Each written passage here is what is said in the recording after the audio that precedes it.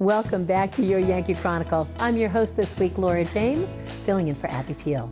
Now, back before the COVID epidemic, MainStreet Warner acquired the Lodge to create a new year-round community gathering space. Let's now join Neil Nevins for an update. Thank you, Laura. Yes, MainStreet Warner was fortunate to be able to purchase this historic building in 2020 from the Masons. And the Masons had it as their hall since 1964. And of course, the building was first opened as a Baptist church in 1833. So wonderful opportunity to restore this historic building right in the center of Warner. And the plans are to create a true community center. Multiple functions, multiple uses, and this part of the building will be a fully functioning community kitchen with meeting space. The main hall, which was the original Baptist church, will be a year-round performance center for MainStreet Warner. I think one of the real features that we're very proud of is that we're going to make this energy efficient. We're replacing the old heating system with a new HVAC system, and we're going to put in place rooftop solar. So we'll be 100% solar. We'll have a battery backup, and we look forward to working with the town to provide emergency shelter, heating and cooling, and with the battery backup, the functional kitchen will be a significant part of their emergency management plan, and we'll be able to work together with the town to make that happen. Again, very complementary to what we've been able to establish with the Jim Mitchell Community Park and the MainStreet Warner stage, and we envision collaborating with almost I think a dozen community organizations here in Warner and surrounding towns, and have community suppers, movie nights, performances. We have a wonderful relationship with Simons Elementary, which is right behind the building. MainStreet Warner has established a literacy program. We have other programs going on. Simons Elementary is very excited about having access to this building for their after-school programs. We envision kids coming in, working with area chefs, figuring out, what do you do with all of these carrots? What do you do with all of this kale? We want to contribute to nutrition education that Simons is focused in on, and have all of this fresh produce that we produce, that we have around here, thanks to the area farmers, utilizing and including fresh produce in their diet. Wonderful connection with area chefs who are just excited about this possibility, and it sort of expands from there. And so we're actually ahead of schedule thanks to two major grants, one from Community Development Finance Authority here in New Hampshire. We also received a sizable grant from Housing and Urban Development, HUD, federal funding. And with our donors, we're halfway where we figure we need to be to fully open this lodge. And so we're ahead of schedule. We've combined the two buildings to provide full ADA accessibility in and out of the hall.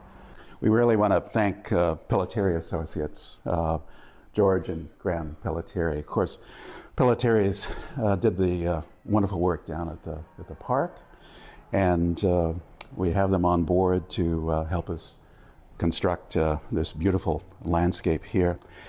And the landscape is not only beautiful, but it's functional. Establishing a terrace around the building will enable us to have an elevated walkway that helps to provide full ADA accessibility.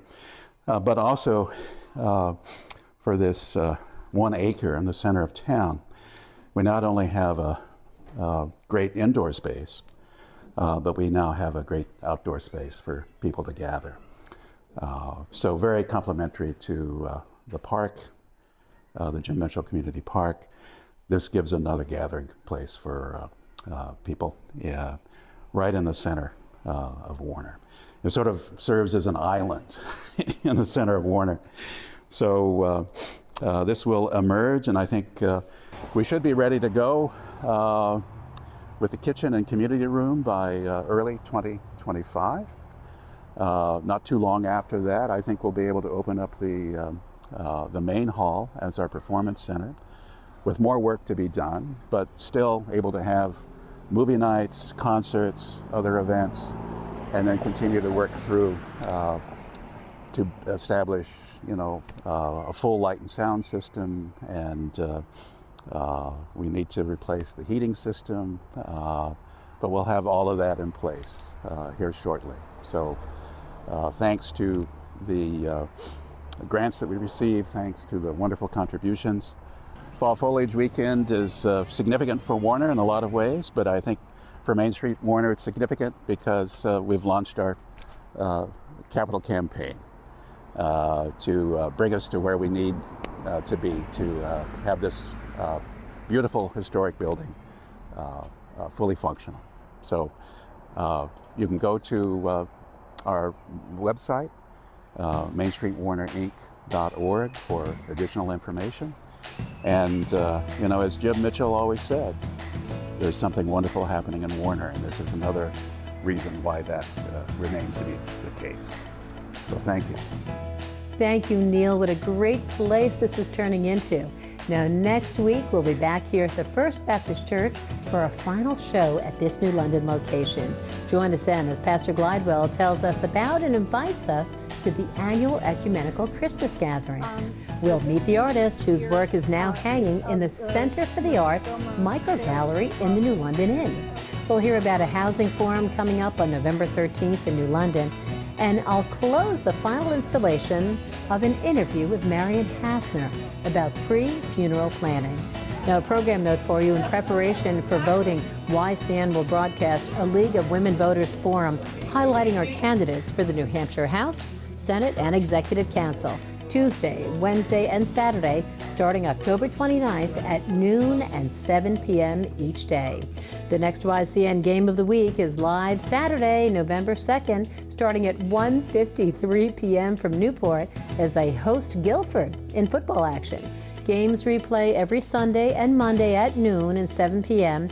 on TDS channels 13 and 1013, Comcast 8, Roku, Apple TV, and for those that don't have cable, we also can see them on ycnnow.com.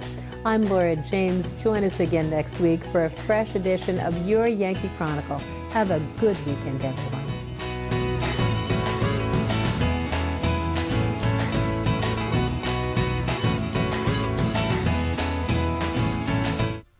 This program is supported by H.R. Clough and Kearsarge Heating.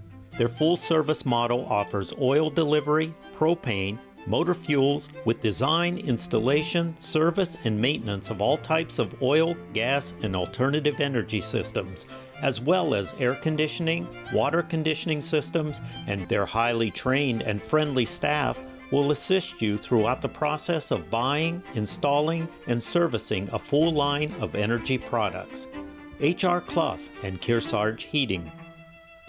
Echo Communications, a digitally integrated commercial printer and mailer located in New London, New Hampshire since 1997, with roots going back much further as the country press, AccuMail, and the home of the Kearsarge shopper. Echo Communications.